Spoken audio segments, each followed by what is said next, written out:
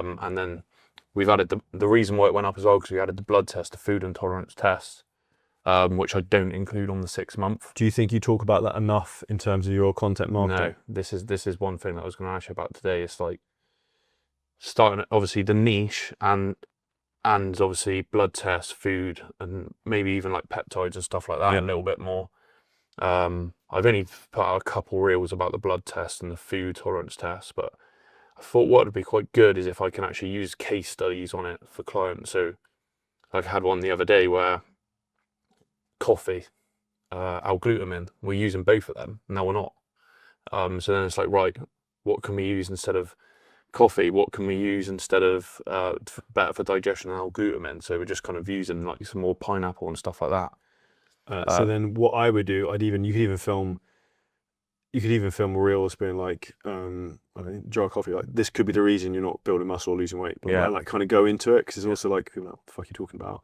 And then you explain kind of like the depth behind it. Yeah. Because even I remember when I did the food tolerance test, I had issue with like egg whites was like flaring up. Really? So I think there's a lot of things that people continuously eat, but they don't realize their body doesn't necessarily want. And I think it's like contrarian marketing. People are like, well, shit, I didn't know that. Maybe I have that issue. Maybe that's why I can't lose weight. Maybe like you're putting a lot of marketing is opening a loop, and then you're the person who can close the loop for people. Definitely. So I think the food intolerance thing is a big one. Like I scripted a VSL yesterday for someone who's Italian, which is kind of challenging to do a VSL in Italian. Thank fuck for AI. So, but her big market is helping women who have bloating. Yeah. So like that's a big thing that a lot of people feel like they eat certain things and they get bloated all the time. So like that would even be like, I don't know, you get like oats, for example, you get put them on the table, like, are you eating oats all the time? You think it's the best food for carbohydrates, yet you feel super bloated. I had a guy who was having rice, and he kept saying, I'm getting bloated after this chicken rice and broccoli meal with pineapple. And I was thinking, right, double check it the next few days. Oh, it's definitely that.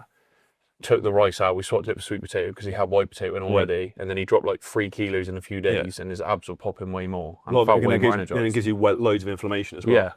So it was like, even that's a good example there. You can even talk about like, do you feel like you're inflamed and carrying loads of water weight? This can be this is one of the symptoms I see with my clients, like this guy here. Yeah. And what even I would do is like, I've started doing it a lot, and someone messaged me this morning and it's just like filming really raw reels, just kind of fucking around. So like, if you literally just screenshot him and just be like, selfie on like 0.5, you live in a beautiful place by the sea, right? Have that in the fucking background, being like, these oats were making my client John have bloated abs, carrying loads of water and struggling to lose weight.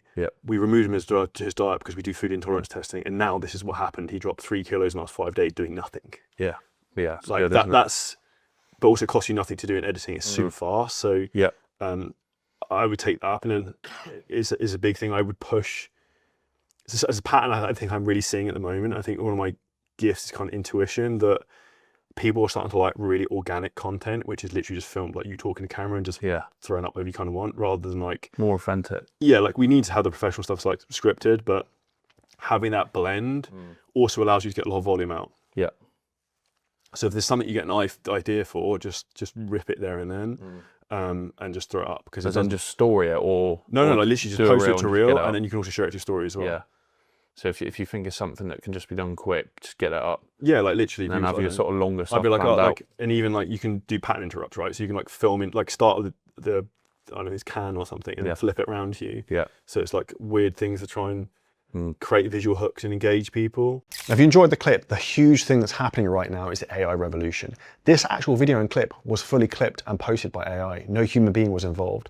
And this is exactly how you scale your business faster than ever before, is you use these types of tools. Yet most people are oblivious to them and don't even know how to do this. And if you're a business owner, a content creator, or a coach, and you want help in terms of how to scale your business using AI, ads, and all the latest technology that's going to give you an unfair advantage, hit the link at the bottom of this video. You can book in a call with us and the team. We will audit your whole business, show you exactly how we can install some of these systems for you. And if we think you're a good fit, we can show you what that looks like.